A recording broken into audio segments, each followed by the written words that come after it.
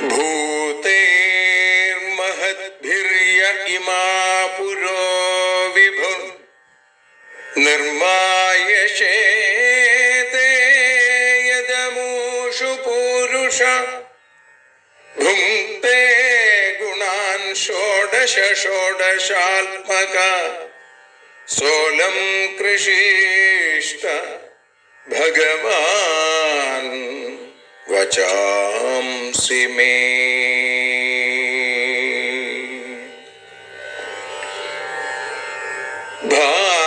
ഭാഗവതത്തെ അറിയാൻ ഈ ഭാഗവതത്തിൽ അലിയാൻ, ഭാഗവതത്തെ അറിയാൻ ശ്രീമദ് ഭാഗവതത്തിൽ അലിയാൻ, ലക്ഷ്യമതും മാത്രം ഹരിയിൽ ഭക്തിയുണർത്തും സംഗീതം ഹരിനാമലഹരി സൗഭാഗ്യം. ഭാഗവതത്തെ അറിയാൻ ഭാഗവതത്തിൽ അലിയാൻ.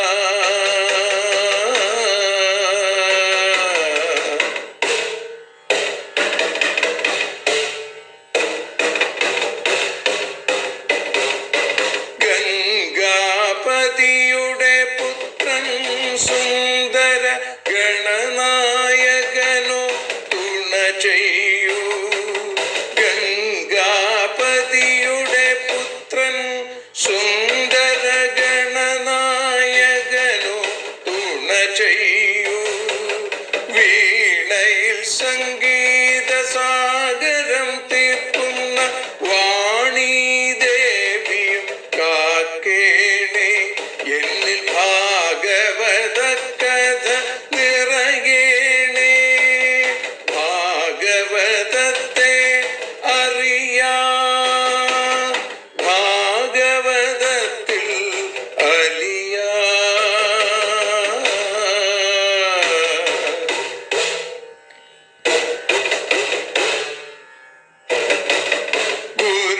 ഗുരുവായൂരിൽ നിത്യം നിറയുക ഗുരുവായൂരിലെ ശ്രീകൃഷ്ണ.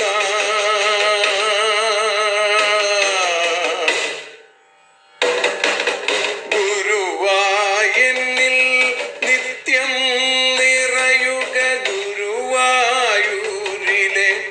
ശ്രീകൃഷ്ണ.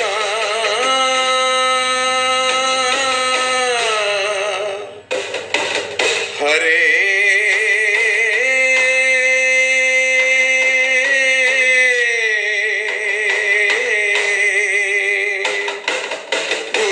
ഗുരുവായൂരിൽ നിത്യം നിറയുക ഗുരുവായൂരിലെ ശ്രീകൃഷ്ണ. കണ്ഠം തന്നിൽ ഗാനം നിറയാൻ കണ്ണാ നീ താൻ തുണയേകു. എന്നിൽ ഭാഗവത കഥ നിറയേണേ.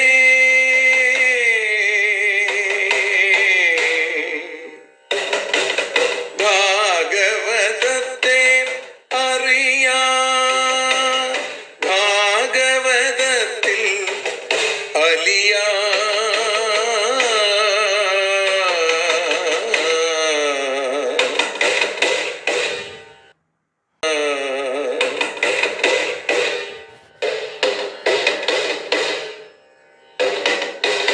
ആദ്യത്തെ ഗുരുവായൂരന്റെ അച്ഛനുപാദ നമസ്കാരം. ആദ്യത്തെ ഗുരുവായൂരനുടെ അച്ഛനുപാദ നമസ്കാരം. അമ്മിഞ്ഞപ്പ മധുരം നൽകിയ അമ്മേ നീ വരമേകേണേ. എന്നിൽ ഭാഗവത കഥ നിറയേണേ.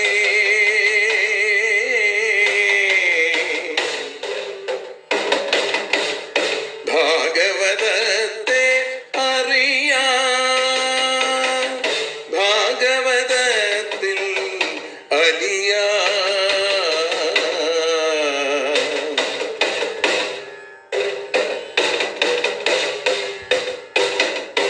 ശ്രീഹരി തന്നുടെ കഥകൾ നിറയും ശ്രീമദ് ഭാഗവത സ്മൃതിയിൽ. ശ്രീഹരി തന്നുടെ കഥകൾ നിറയും ശ്രീമദ് ഭാഗവത സ്മൃതിയിൽ.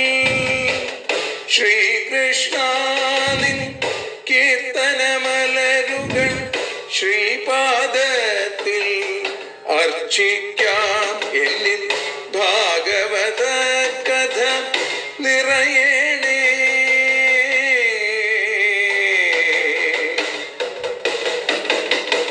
ഭാഗവതത്തെ അറിയാം, ഭാഗവതത്തിൽ അലിയാൻ. ലക്ഷ്യമതൊന്നു മാത്രം ഹരിയിൽ ലഹരിയുണർത്തും സംഗീതം. ഭക്തിയുണർത്തും സാഫല്യം, ഭക്തിയുണർത്തും സൗഭാഗ്യം. ഭാഗവതത്തെ അറിയാം,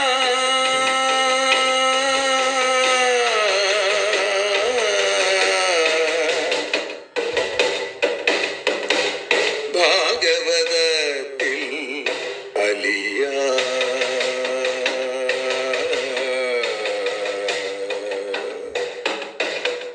ഭാഗവതത്തിൽ അലിയാൻ.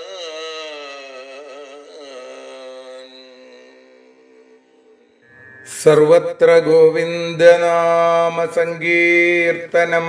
ഗോവിന്ദ ഗോവിന്ദ. ഭാസ്വൽ ഭാസ്വൽ സഹസ്രപ്രഭമരിതര കൗമോദഗീ പങ്കജാനി ദ്രാഹിഷ്ഠൈർബാഹുദണ്ഡൈർദധതമജിതമാപീതവാസോവസാനം. ധ്യായേൽ സ്ഫായേൽ കിരീടോജ്വലമകുടമഹാകുണ്ടലം വന്യമാല വത്സശ്രീകൗസ്തുഭാഢ്യം സ്മിതമധുരമുഖം ശ്രീധരാശ്ലിഷ്ടപാർശ്വം. ശ്രീ ഗുരുവായൂരപ്പാ ശരണം. പൊന്നുഗുരുവായൂരപ്പൻ്റെ കൃപാകടാക്ഷങ്ങളെ കൊണ്ട് ശ്രീമദ് ഭാഗവതം അറിയാനലിയാൻ എന്ന അക്ഷരപൂജ ഇന്ന് 738 ദിവസത്തിലേക്ക് എത്തുമ്പോൾ ദശമസ്കന്ധം 90 അധ്യായത്തിൽ സമർപ്പണാധ്യായത്തിൽ 26 ശ്ലോകം മുതലാണ് നമ്മൾ അനുസ്മരിക്കുന്നത്. ഭഗവത് പത്നിമാരുടെ ഭഗവത്പാദ ഭക്തിയെക്കുറിച്ച് കാണിക്കുന്ന രംഗങ്ങളാണ് കഴിഞ്ഞ ദിവസങ്ങളിലൊക്കെ നമ്മൾ കേട്ടത്. ഇന്നലെ പറഞ്ഞു നിർത്തി, ഇതീദൃശേന ഭാവേന കൃഷ്ണേ യോഗേശ്വരേശ്വരേ ക്രിയമാണേന മാധവ്യോ ലേഭിരേ പരമാം ഗതിം. ഇങ്ങനെ ശ്രീകൃഷ്ണനിൽ സകല ദേവീദേവന്മാരുടെയും നിയന്താവായിരിക്കുന്ന ഭഗവാൻ ശ്രീകൃഷ്ണനിൽ ഈ മനസ്സിനെ ചേർത്ത് വയ്ക്കാൻ സാധിച്ചതുകൊണ്ട് മാധവപത്നിമാരായ മാധവ്യോ അവര് ആ സ്ത്രീകൾ പരമഗതിയെ നേടി എന്ന് പറഞ്ഞാണ് നിർത്തിയത്. ശ്രുതമാത്രോപിയ സ്ത്രീണാം പ്രസഹ്യാകരിഷതേ മനഃ ഉരുഗായോരു ഗീതോ വാ പശ്യന്തീനാം കുതപ്പുനാം. ഉരുഗായ ഉരുക്കളായ ഗാനങ്ങളോടുകൂടിയവനും ഉരുഗീതഃ വാ പലതരത്തിലുള്ള ബഹുവാകും തരത്തിലുള്ള ഗാനം ചെയ്യപ്പെടുന്നവനുമായ അവൻ. ശ്രുതമാത്ര അപി കേൾക്കപ്പെട്ടവൻ ആണെങ്കിൽ കൂടി, കേൾക്കപ്പെട്ടവനെങ്കിൽ കൂടി സ്ത്രീണാം മനഃ സ്ത്രീകളുടെ മനസ്സിനെ പ്രസഹ്യ ആകർഷത്തെ ബലാത്കാരേണ ആകർഷിക്കണു. പിന്നെ പശ്യന്തീനാം കണ്ടുകൊണ്ടിരിക്കുന്നവരുടെ കാര്യം പറയണമെന്നാണ്. ഈ ഭഗവത് പത്നിമാർക്ക് പരമഗതി നേടാൻ സാധിച്ചു എന്നതുള്ളതിൽ യാതൊരു അത്ഭുതമില്ല. കാരണം ഭഗവാന്റെ കീർത്തനങ്ങൾ പാടുന്നവർ, ആ ഭക്തന്മാര് ഭഗവാനെ കീർത്തിക്കുന്നു. അങ്ങനെയുള്ള ആളുകൾക്ക് കൂടി, അങ്ങനെയുള്ള സ്ത്രീകളുടെ മനസ്സിനെ കൂടി ബലാത്കാരേണ അപഹരിക്കുന്നതാണ് ഭഗവാന്റെ ദിവ്യമായ സ്വരൂപം. അങ്ങനെയെങ്കിൽ നിത്യം കാണുന്ന ഭഗവത് പത്നിമാർക്ക് ഇത് നേടിയെടുക്കാൻ സാധിച്ചതിൽ ഒരത്ഭുതവുമില്ല, ആശ്ചര്യമില്ല എന്നാണ്. യാ സംപര്യചരൻ പ്രേംണാപാദസംവാഹനാദിഭി ജഗദ്ഗുരും ഭർതൃബുദ്ധ്യാ താസാം കിം വർണ്യതേ തപാ. യാതൊരുത്തികളാണോ പ്രേംണാപാദസംവാഹനാദിഭി പ്രേമത്തോടുകൂടി പാദസ്പർശം തുടങ്ങിയവ കൊണ്ട് ഭർതൃബുദ്ധ്യ ഭർത്താവ് എന്ന ഭാവത്തോടുകൂടി ജഗദ്ഗുരും സംപര്യചരൻ ജഗദ്ഗുരുവിനെ പരിചരിക്കുന്നത് താസാം തപഹ കിം വർണ്യത്തെ അവരുടെ തപസ്സിനെ എങ്ങനെയാണ് വർണ്ണിക്കാൻ സാധിക്കുക. എന്നെ തപം ചെയ്തേനെ യശോദ എന്ന് പറയുന്നുണ്ട്. അത് പുത്രഭാവത്തിലാണ്. ഇവിടെ ഭർതൃഭാവത്തിൽ അവരുടെ ഭർത്താക്കന്മാരെ ശ്രീകൃഷ്ണനാണ് എന്നുള്ള ഭാവത്തോടുകൂടി ആരാണോ ചെയ്യുന്നത് അവർക്ക് പോലും പാതിവൃത്യത്തിന്റെ മഹിമ കൊണ്ട് പരമഗതി ലഭിക്കുമെങ്കിൽ ആ ശ്രീകൃഷ്ണനെ നേരിട്ട് പ്രത്യക്ഷ ഭർത്താവായി കണ്ടും കൊണ്ട് പാദസംവാഹനാദികൾ ചെയ്യുന്ന ആളുകൾക്ക് എങ്ങനെയാണ് പരമഗതി കിട്ടാതിരിക്കുക? അവരുടെ തപസ്സിന്റെ ഫലത്തെ എങ്ങനെ വർണ്ണിക്കാനായിട്ട് സാധിക്കും? ഏവം വേദോദിതം ധർമ്മമനുതിഷ്ഠൻ സതാം ഗതി ഗൃഹം ധർമാർത്ഥകാമാനാം മുഹുശ്ചാദർശയൽ പദം. സതാം ഗതി സജ്ജനങ്ങളുടെ പ്രാപ്യസ്ഥാനമായിരിക്കുന്ന ശ്രീകൃഷ്ണൻ ഈ തരത്തിൽ വേദോദിതം ധർമ്മം വേദത്തിൽ പറഞ്ഞിട്ടുള്ള ധർമ്മത്തെ അനുഷ്ഠിക്കുന്നവനായിട്ട് ധർമാർത്ഥകാമാനം ധർമാർത്ഥകാമങ്ങളുടെ പദം ആ സ്ഥാനമായിരിക്കുന്ന ഗൃഹത്തെ മുഹു അദർശയൽ വീണ്ടും വീണ്ടും കാണിച്ചു കൊടുത്തു. എന്തിനാണ് ഭഗവാൻ ഗൃഹസ്ഥാശ്രമ ധർമ്മത്തെ അനുഷ്ഠിച്ചത് എന്നാണെങ്കിൽ ധർമ്മം അർത്ഥം കാമം ഇത് മൂന്ന് പുരുഷാർത്ഥങ്ങളും സമ്പാദിക്കാനുള്ള ഇടമാണ് ഗൃഹം. ഗൃഹസ്ഥാശ്രമ ധർമ്മം തന്നെ അതിനു വേണ്ടിയിട്ടാണ്, ധർമാർത്ഥകാമങ്ങളെ അനുഭവിക്കാൻ വേണ്ടിയിട്ടാണ്. അത് മറ്റുള്ളവർക്ക് കാണിച്ചു കൊടുക്കാൻ വേണ്ടി ഭഗവാൻ ഇത്തരത്തിൽ ലീലകളാടുന്നു. ആസ്ഥിതസ്യ പരം ധർമ്മം കൃഷ്ണസ്യ ഗൃഹമേധിനാം ആസൻ ഷോഡശസാഹസ്രം മഹിഷ്യശ്ച ശതാധികം. അല്ലേ, ഭഗവൽ ഭക്തിയെക്കുറിച്ച് പറയുമ്പോൾ പറയുകയാണ് ഗൃഹമേധിനാം പരം ധർമ്മ. ഗൃഹസ്ഥാശ്രമികളുടെ മുഖ്യമായ ധർമ്മം എന്താണ്? ആസ്ഥിതസ്യ കൃഷ്ണസ്യ അധിവസിക്കുന്ന കൃഷ്ണന്, ആ ധർമ്മത്തെ അനുഷ്ഠിക്കുന്ന കൃഷ്ണന് ശതാധികം ഷോഡശസാഹസ്രം 100 അധികരിച്ച 16,000 പത്നിമാരുണ്ടായി എന്നാണ്. 16,100 പത്നിമാരും പിന്നെ അഷ്ടമഹിഷികൾ എന്നറിയപ്പെടുന്ന രുക്മിണി, ജാംബവതി, സത്യഭാമ, കാളിന്തി, മിത്രവിന്ദ, സത്യ, ഭദ്ര, ലക്ഷ്മണ ഇങ്ങനെയുള്ള 8 പേരും. ഇപ്പൊ ഭഗവത് പുത്രന്മാരായ യാദവന്മാരുടെയും ഗൃഹസ്ഥധർമ്മം ചുരുക്കമായി പറയാൻ വേണ്ടിയിട്ട് പറഞ്ഞു ഭഗവാൻ. ആ ഭഗവാന് 16,100 ഭാര്യമാരുണ്ടായിരുന്നു. അതിലൊക്കെ 10 പുത്രന്മാരുണ്ടായിരുന്നു. അതാണ് താസാം സ്ത്രീരത്നഭൂതാനാമഷ്ടൗ യാ പ്രാഗുദാഹൃത. സ്ത്രീരത്നഭൂതാനം സ്ത്രീകളിൽ വെച്ച് രത്നങ്ങളായിരിക്കുന്ന താസാം ആരൊക്കെ? അത് രുക്മിണി പ്രമുഖാഹ, രുക്മിണി മുതലായ അഷ്ടൗയ 8 പേര്. അല്ലയോ പരീക്ഷിത്തെ, അവരും അതെ അവരും തൽപുത്രാച അവരുടെ പുത്രന്മാരും ആനുപൂർവശ ക്രമമായിട്ട് പ്രാഗ് ഉദാഹൃത പണ്ട് മുമ്പ് തന്നെ പറഞ്ഞിട്ടുണ്ടല്ലോ എന്നാണ്. രുക്മിണി തുടങ്ങിയ 8 ഭാര്യമാര്, അവർക്കൊക്കെ 10 പുത്രന്മാര്. ഇതൊക്കെ അങ്ങയുടെ അടുത്ത് പറഞ്ഞില്ലേ? ഈ 16,108 ഭാര്യമാർ ശ്രീകൃഷ്ണനുണ്ടായിരുന്നു. അവർക്കൊക്കെ 10 പുത്രന്മാരും ഓരോ പുത്രിമാരും ഉണ്ടായിരുന്നു. ഏകൈകസ്യാം ദശദശ കൃഷ്ണോജീ ജനദാത്മജാൻ യാവത്യാത്മനോ ഭാര്യ അമോഘഗതിരീശ്വര. അമോഘഗതി അമോഘമായ പ്രവേശത്തോടുകൂടിയ ആ ഈശ്വരനായ ശ്രീകൃഷ്ണൻ ആത്മനഹ തനിക്ക് ഭാര്യമാർ യാവത്യ ഭാര്യമാർ എത്രയുണ്ടോ ഏകൈകസ്യാം ഓരോരുത്തരിലും ദശദശ ആത്മജാൻ അജീജനത 10 പുത്രന്മാരെ ജനിപ്പിച്ചു. ദശാസ്യാം പുത്രനാഥേഹി 10 പുത്രന്മാരെ ആധാനം ചെയ്താലും ഇവളിൽ. ഇങ്ങനെയാണ് ശ്രുതിവാക്യം. ഇത് ഭഗവാന്റെ വാക്കാണ്. വേദവാണി എന്ന് പറഞ്ഞാൽ ഭഗവാന്റെ വാക്ക് തന്നെയാണ്. ആ വാക്കിനെ ഗൃഹസ്ഥാശ്രമ ധർമ്മത്തിൽ വേണ്ടതുപോലെ അനുഷ്ഠിച്ചു ഭഗവാൻ. സന്താനാർത്ഥായ വിധയേ സന്താനത്തിന് വേണ്ടിയിട്ടാണ് സ്ത്രീ പുരുഷ സംയോഗം. അപ്പോ നിഷ്ഫലസുരതം നിഷേധിക്കപ്പെട്ടു. വെറും ഭോഗത്തിന് വേണ്ടിയിട്ടുള്ളത് പാടില്ല എന്നാണ്. രതിയുടെ അവസാനത്തിൽ ഗർഭധാരണം. അങ്ങനെയാണ് സത്യസങ്കല്പനായിരിക്കുന്ന ഭഗവാൻ, ലോകത്തിന്റെ മുഴുവൻ നിയന്താവായിരിക്കുന്ന ഭഗവാൻ തനിക്കുള്ള 16,108 പത്നിമാരിലും 10 പുത്രന്മാരെ സൃഷ്ടിച്ചു. 1,61,80 പുത്രന്മാരുണ്ടായി എന്നാണ്.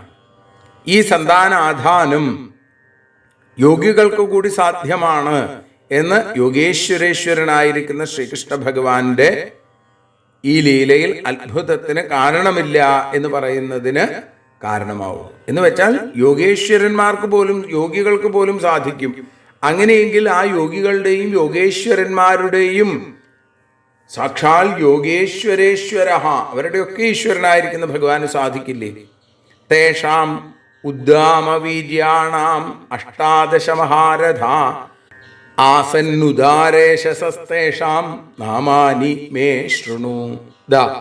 ഉദ്ദാമവീര്യാണ്, ഏറ്റവും വർദ്ധിച്ച വീര്യത്തോടു കൂടിയ തേഷാം, അവരൊക്കെ നല്ല വീര്യമുള്ള ആളുകളാണ്. അതിൽ തന്നെ 18 18 പേർ ഉദാരേശസഹ, ഉത്കൃഷ്ടമായ യശസ്സോടുകൂടിയ മഹാരഥന്മാരായി മാറി.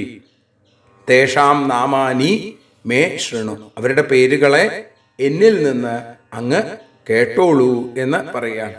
ശ്രീകൃഷ്ണപുത്രന്മാരും പൗത്രന്മാരും ഒക്കെ മഹാകേമന്മാരാണ്.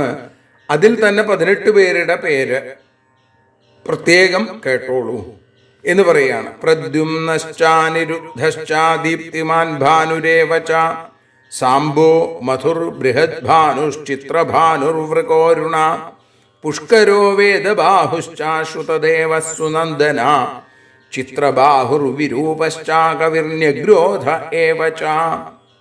2 ശ്ലോകങ്ങളിലൂടെ ആ 18 പേരുടെ പേര്, ഭഗവാന്റെ പുത്രന്മാരുടെയും പൗത്രന്മാരുടെയും, പ്രദ്യുമ്നൻ, അനിരുദ്ധൻ, ദീപ്തിമാൻ, ഭാനു, സാമ്പൻ, മധു, ബൃഹത് ഭാനു, ചിത്രഭാനു, വൃകൻ, അരുണൻ, പുഷ്കരൻ, വേദബാഹു, ശ്രുതദേവൻ, സുനന്ദൻ, ചിത്രബാഹു, വിരൂപൻ, കവി, ന്യഗ്രോധൻ. ഈ 18 പേര്. ഏതേഷാമപി രാജേന്ദ്ര, ഹേ രാജേന്ദ്ര, ലയോ പരീക്ഷിത്തെ, ഈ ഏതേഷാം, ഈ ഇവരുടെ കൂട്ടത്തിൽ ആരാണ്?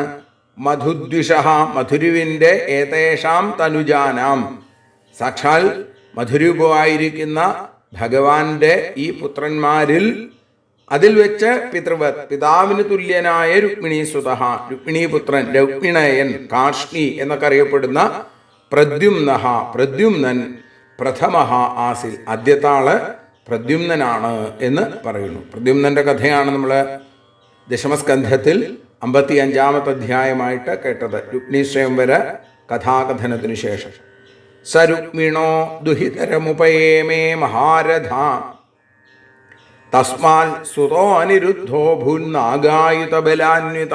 മുമ്പ് കേട്ട കാര്യങ്ങൾ തന്നെയാണ്, എങ്കിലും ഒന്നുകൂടി ഓർമ്മിപ്പിക്കുകയാണ്. ഭഗവാന്റെ കഥകൾ അത് എന്നും നവനവമാണ്. മഹാരഥനായ സ, അവൻ, ആ പ്രദ്യുമ്നൻ, രുക്മിണഃ ദുഹിതരം ഉപയേമേ, രുക്മിയുടെ പുത്രിയെ വിവാഹം ചെയ്തു.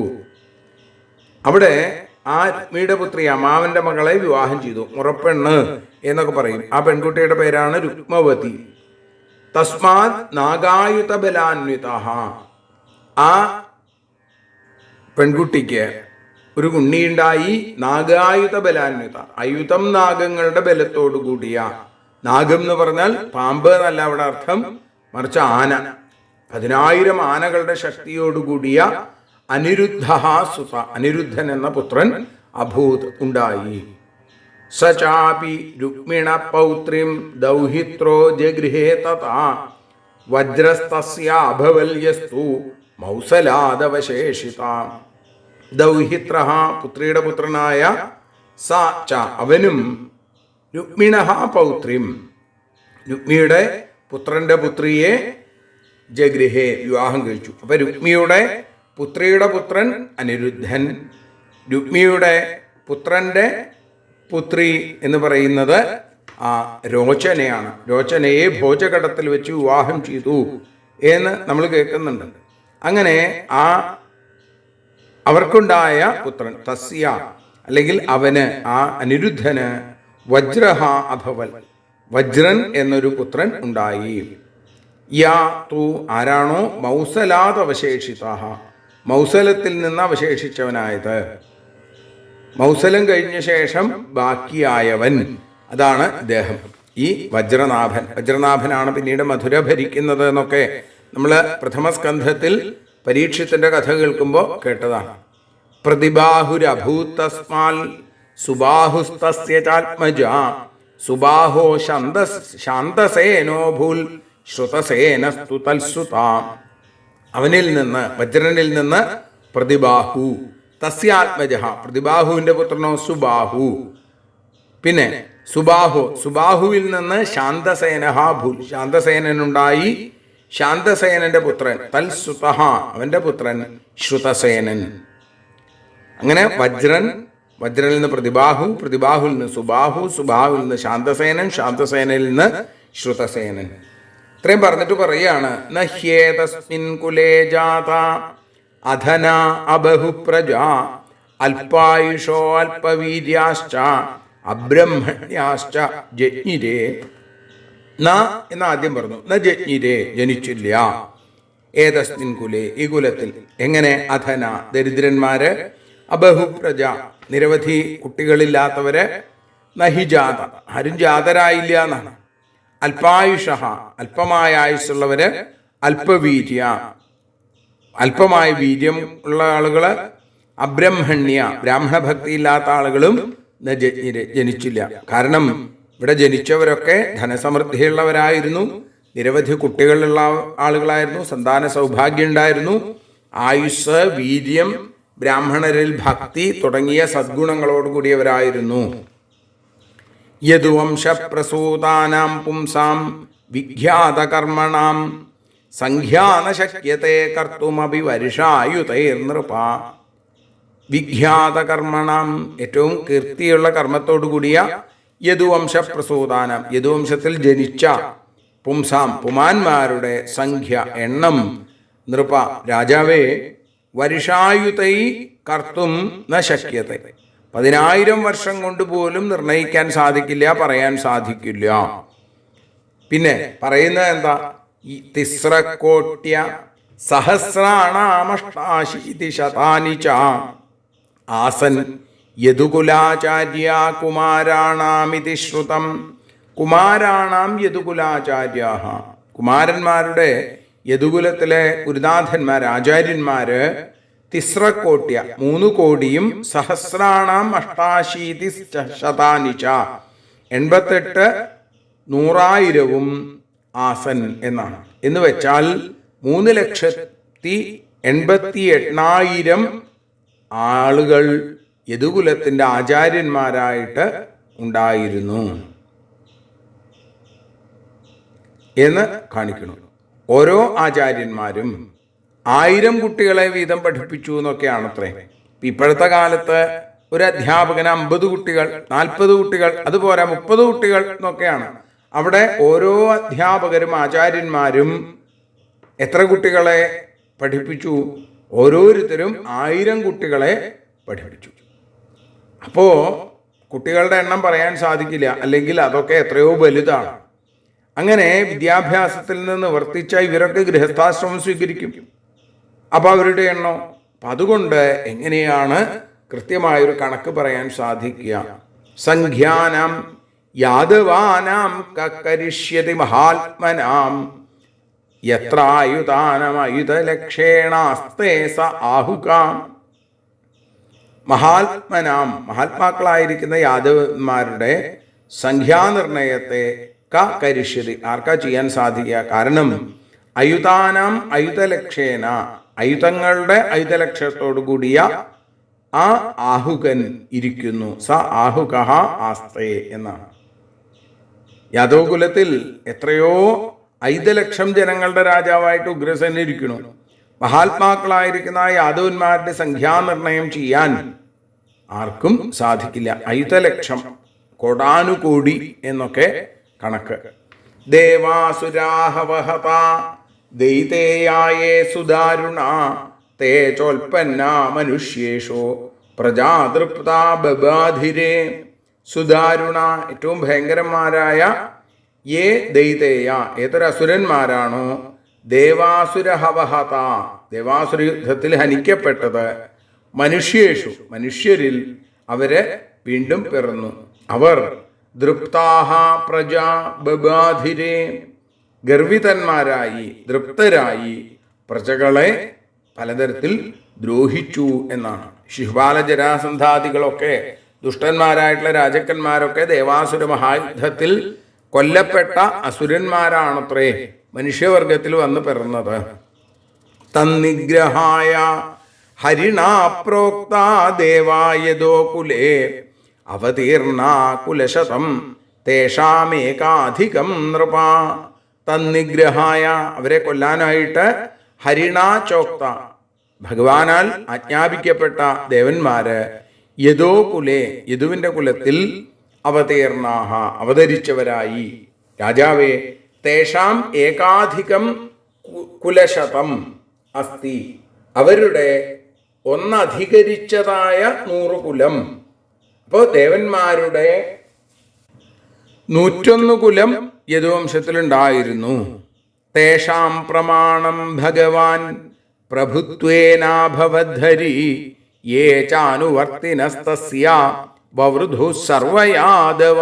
തേഷാം പ്രഭുത്വേന അവരുടെ മുഴുവൻ പ്രഭുവായി പ്രമാണം അവരുടെയൊക്കെ പ്രമാണമായി ഭഗവാൻ ഹരി സാക്ഷാൽ വിഷ്ണു അഭവത് ഉണ്ടായി.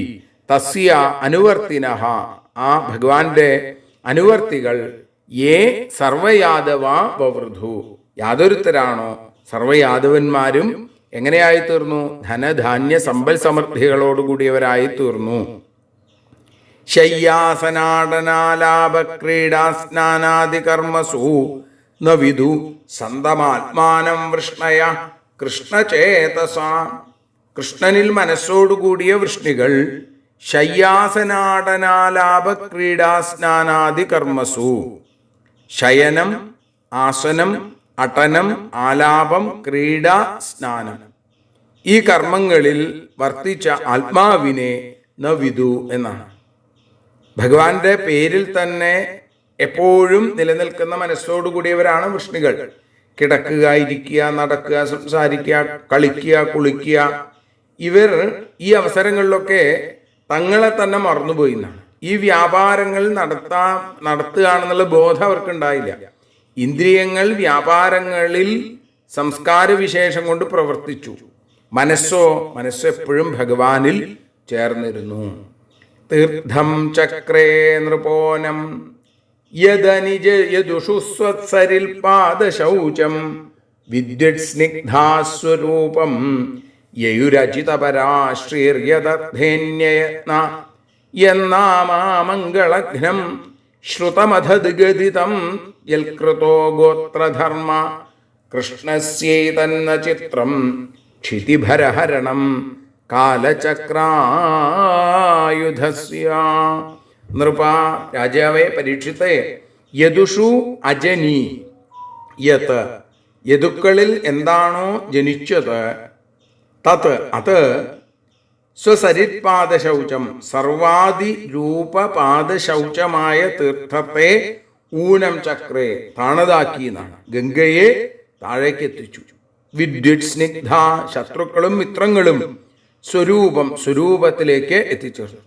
യദർത്ഥേ എന്തിനു വേണ്ടിയാണോ അന്യന്മാരുടെ പ്രയത്നമോ ലക്ഷ്മീദേവി അജിതപര ആരാലും ജയിക്കപ്പെടാത്തവളും തൽപരയുമായിരിക്കുന്നു. ശ്രുതം ഗതിതം എന്നാമഹ കേൾക്കപ്പെട്ടതോ അല്ലെങ്കിൽ ഉച്ചരിക്കപ്പെട്ടതോ ആയിരിക്കുന്ന യാതൊരുവിന്റെ നാമം അമംഗളഘ്നം അമംഗളത്തെ ഇല്ലാതെയാക്കുന്നത്.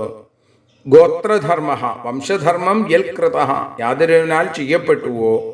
കാലചക്രായുധസ്യ കാലചക്രം ആയുധമാക്കിയിരിക്കുന്ന കൃഷ്ണന്റെ ഏതത് ക്ഷിതിഭരഹരണം ക്ഷിതിയുടെ ഈ ഭാരത്തെ ഹരിക്കുക എന്ന വ്യാപാരം ന ചിത്രം ഒട്ടും ആശ്ചര്യമല്ല എന്നാണ്. ദേവന്മാരെ യാദവകുലത്തിൽ അവതരിച്ചു, അല്ലെങ്കിൽ ഭഗവാൻ അവതരിപ്പിച്ചു, എന്നിട്ട് ഭഗവാനും അവതരിച്ചു.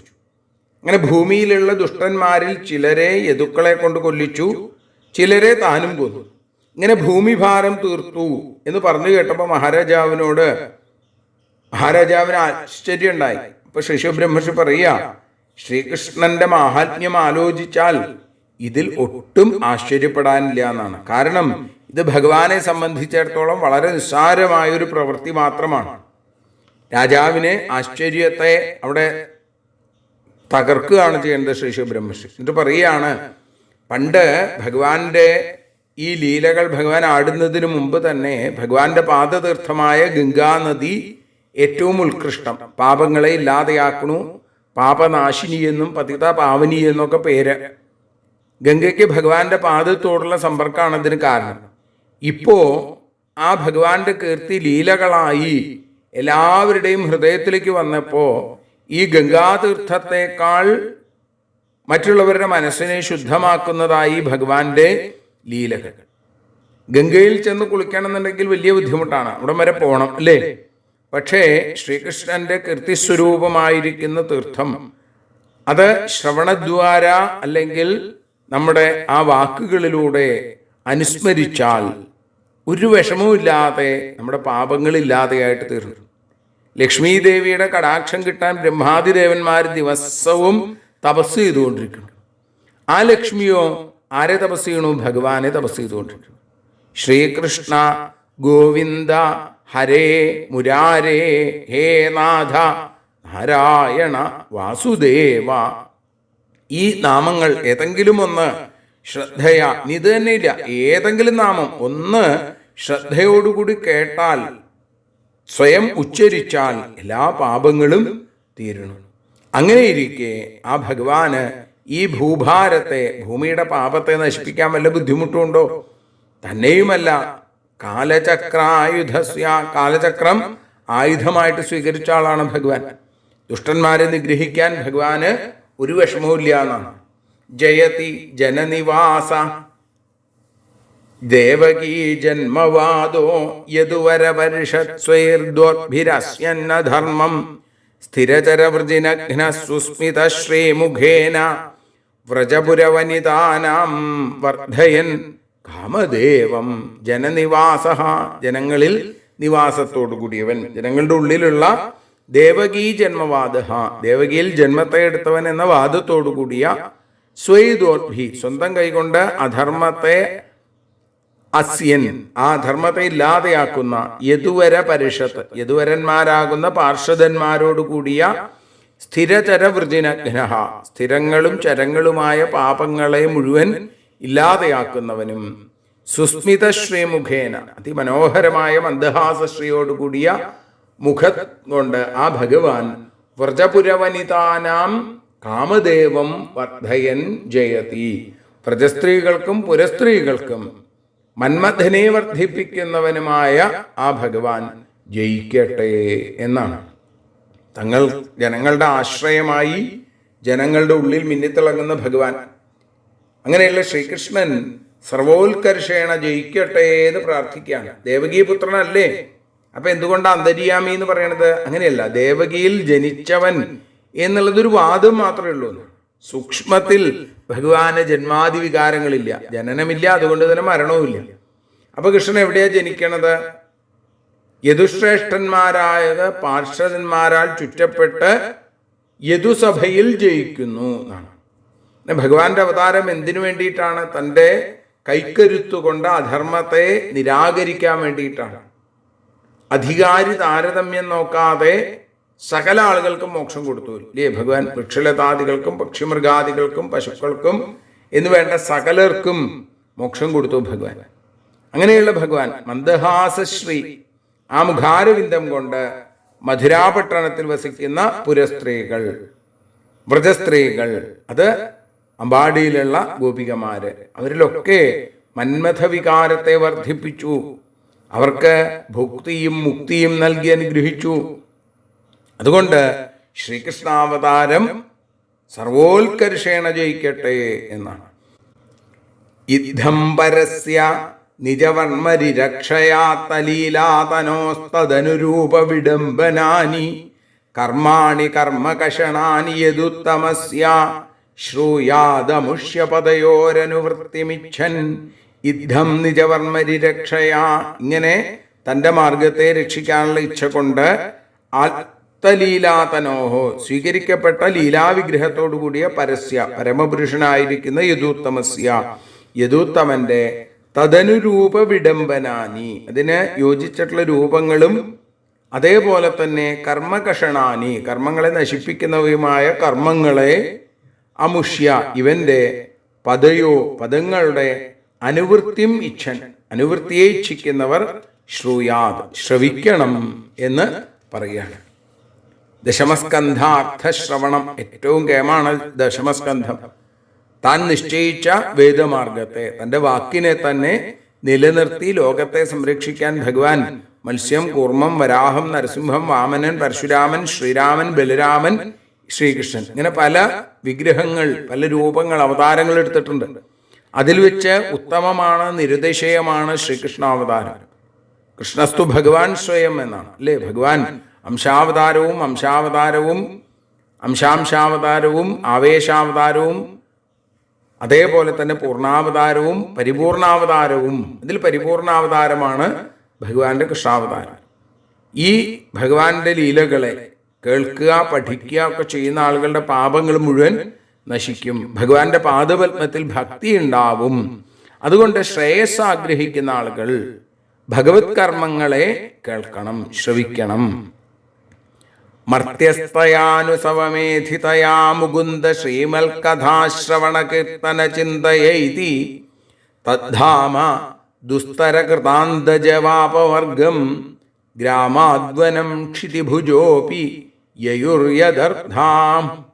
അനുസവം, ക്ഷണം തോറും, ഏധിതയാ വർദ്ധിക്കുന്ന, തയാ മുകുന്ദ ശ്രീമത് കഥാശ്രവണ കീർത്തന ചിന്തയാ, ആ മുകുന്ദന്റെ ശ്രീമത്തായിരിക്കുന്ന കഥയുടെ ശ്രവണ കീർത്തനങ്ങളാകുന്ന ചിന്തയിൽ, അവിടെ ദുസ്തര കൃതാന്ത ജവാപവർഗം, ദുസ്തരമായ കൃതാന്തന്റെ വേഗം ബാധിക്കാത്ത തദ്ധാമ, അവന്റെ സ്ഥാനത്തെ മർത്യഹ ഏതി, മനുഷ്യൻ എത്തുന്നു.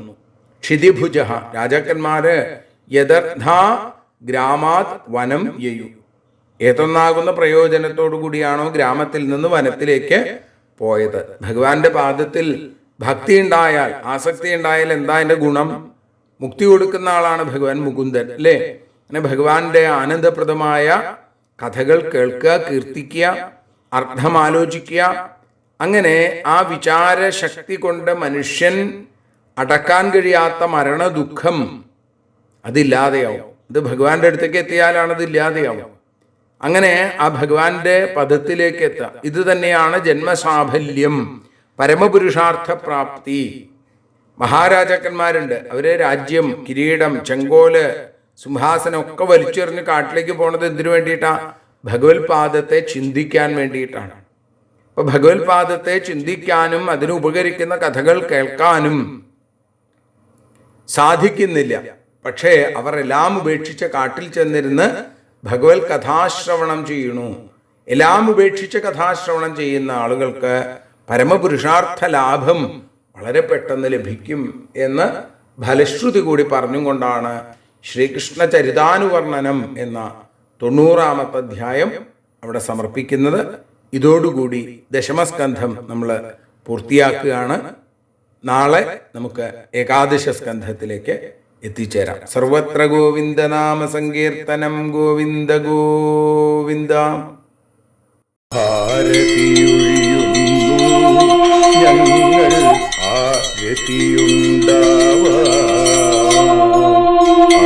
ഹരിപാദേ രതിയുണ്ടാകാൻ ആരതിയൊഴിയുന്നു.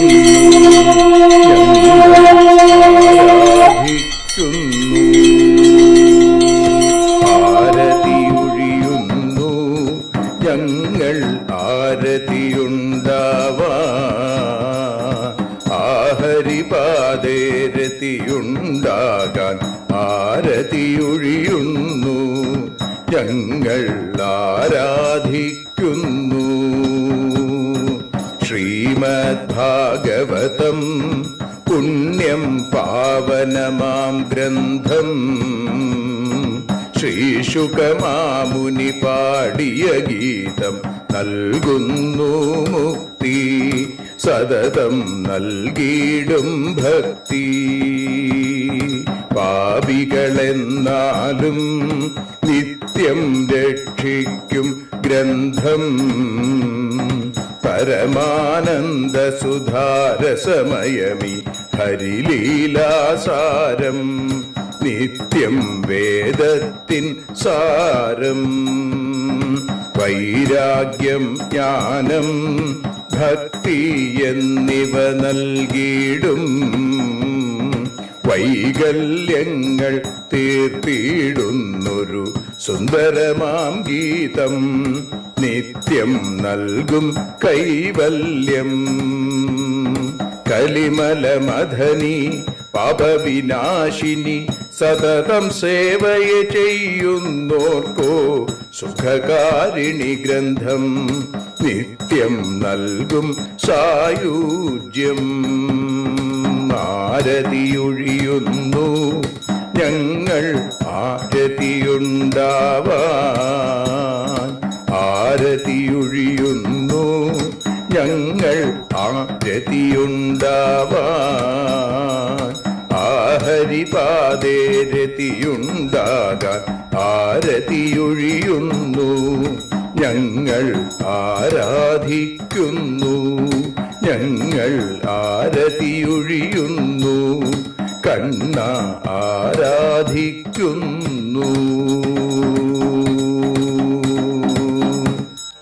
രാധാരമണ മുകുന്ദ മുരാരേ ശരണം മേ തവ ചരണയുഗം. പവനപുരേശ രാധാ കൃഷ്ണ ശരണം മേ തവ ചരണയുഗം. മീനായി മണ്ണിൽ പിറന്നൊരു ദേവ ശരണം മേ തവ ചരണയുഗം. കച്ഛപരൂപമെടുത്തൊരു ദേവ ശരണം മേ തവ ചരണയുഗം. സൂകരഭാവമണിഞ്ഞൊരു ദേവ ശരണം മേ തവ ചരണയുഗം. നരഹരി രൂപമെടുത്തൊരു നാഥ ശരണം മേ തവ ചരണയുഗം. വാമനനായി വിളങ്ങിയ ദേവ ശരണം മേ തവ ചരണയുഗം. ഭാർഗവരാമനതായൊരു ദേവ ശരണം മേ തവ ചരണയുഗം. ദശരഥനന്ദനായൊരു ദേവ ശരണം മേ തവ ചരണയുഗം. ബലമേറുന്നൊരു രാമനാഥ ശരണം മേ തവ ചരണയുഗം. ദേവകി നന്ദന വസുദേവാത്മജ ശരണം മേ തവ ചരണയുഗം.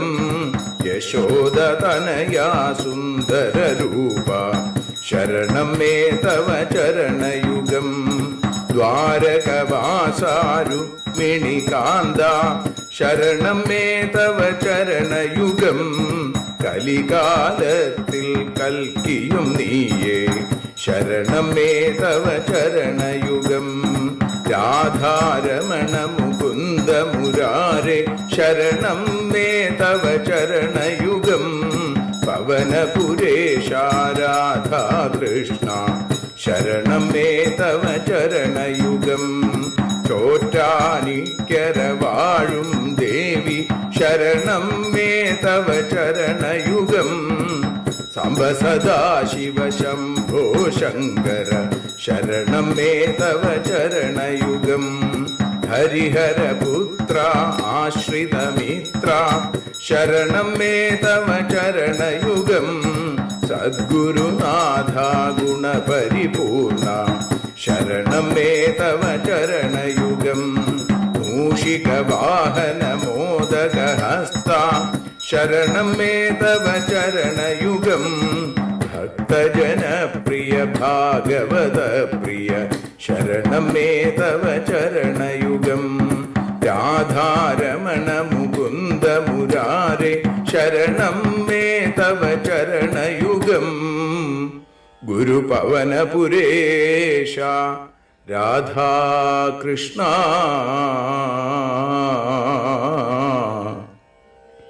ശരണം മേ തവ ചരണയുഗം.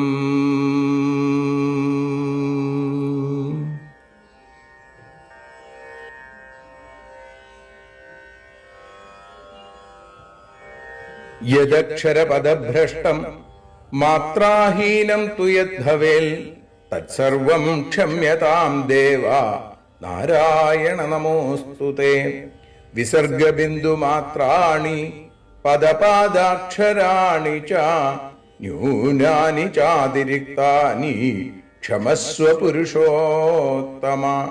മന്ത്രഹീനം ക്രിയാഹീനം ഭക്തിഹീനം ജനാർദ്ദന യൽപൂജിതം മയാ ദേവ പരിപൂർണം തദസ്തു തേ.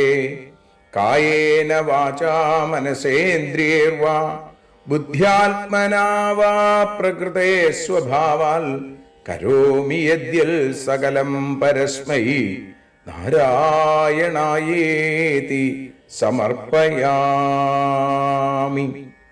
സ്വസ്തി പ്രജാഭ്യ പരിപാലയന്താം ന്യായേന മാർഗേണ മഹീം മഹീഷാ.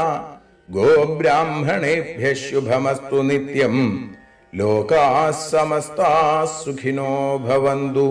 ലോകാഃ സമസ്താഃ സുജനാ ഭവന്തു. ലോകാഃ സമസ്താഃ ത്വൽഭക്തിരതാ ഭവന്തു. സർവേ ഭവന്തു സുഖിനഃ സർവേ സന്തു നിരാമയാം. സർവേ ഭദ്രാണി പശ്യന്തു മാ കശ്ചിൽ ദുഃഖഭാഗ് ഭവേൽ. അസതോ മാ സദ്ഗമയ തമസോ മാ ജ്യോതിർഗമയ മൃത്യോർമാ അമൃതം ഗമയ. ഓം ശാന്തി ശാന്തി ശാന്തി. ഹരി ഓം.